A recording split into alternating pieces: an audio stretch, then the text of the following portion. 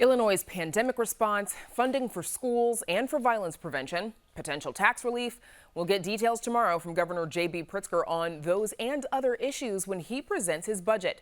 Among the expected proposals, holding the line on a gasoline tax and temporarily lifting a 1% tax on food. Earlier today, the governor pushed back on the assertion that those are election year gimmicks. What I want to do is relieve the burden upon middle class and working class families.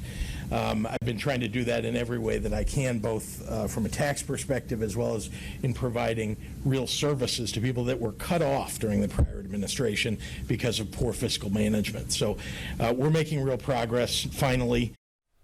And Amanda Vinicky joins us now from the state capitol in Springfield. She is joined by a guest. Amanda.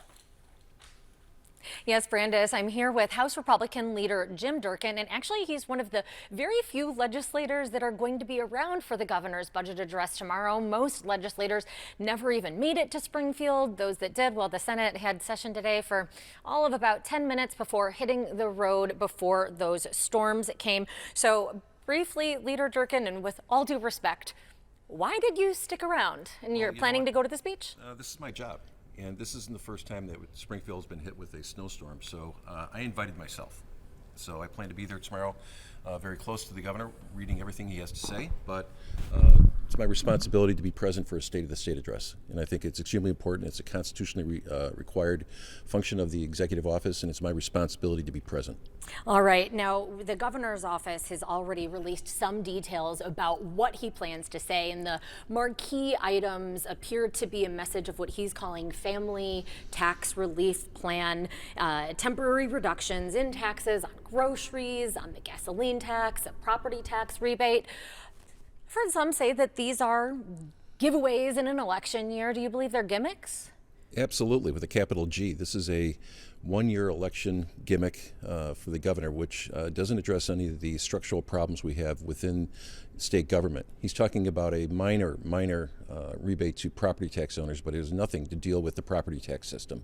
That is, to me, I think that's a failure, but also the other places that he's looking to help the middle class, which is on the sales tax and also on the motor fuel tax. But at the end of the day, when this is all said and done, it's really not going to help out the middle class at all, because they are being crushed with the rising cost of inflation.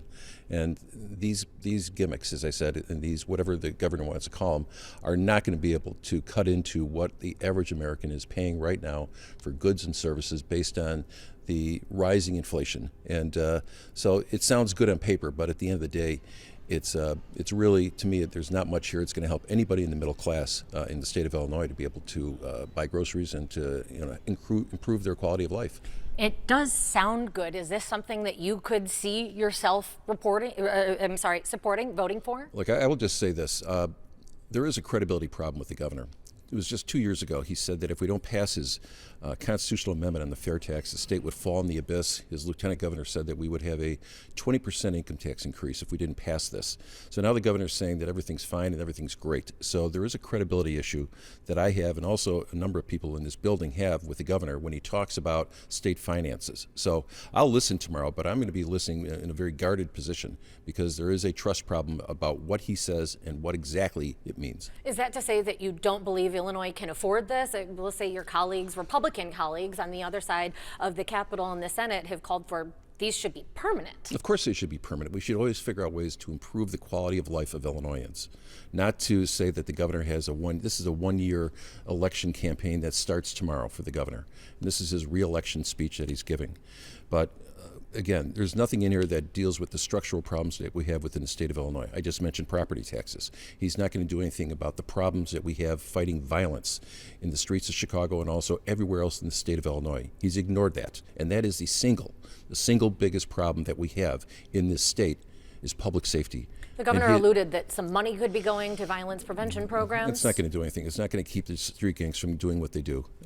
Last time we did this violence prevention program was about 5-6 years ago, and it was a complete disaster under Governor Quinn. It was a slush fund, and I don't look at that as a responsible way to address the rising threat of crime in the Chicago and the suburbs and also the Collar counties. Because this is more than a state of the budget address. This is also a state of the state address. You want him to directly address violence. He What is should. the answer? Well, the answer is the governor needs to talk to police and actually be respectful to them and actually get their backs. We've lost so many police. He's defunded the police by signing this police reform bill last year, something that's an absolute disaster waiting to happen. Some things are already in place right now.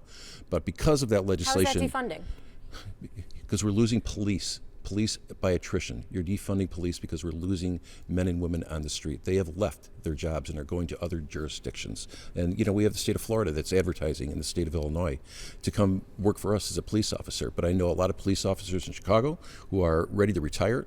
Many have left already because of legislation that was passed this past year. And they're just not going to work under these conditions.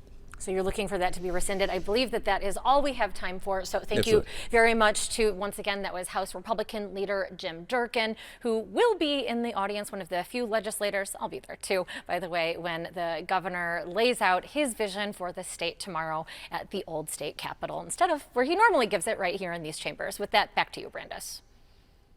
Amanda, thank you.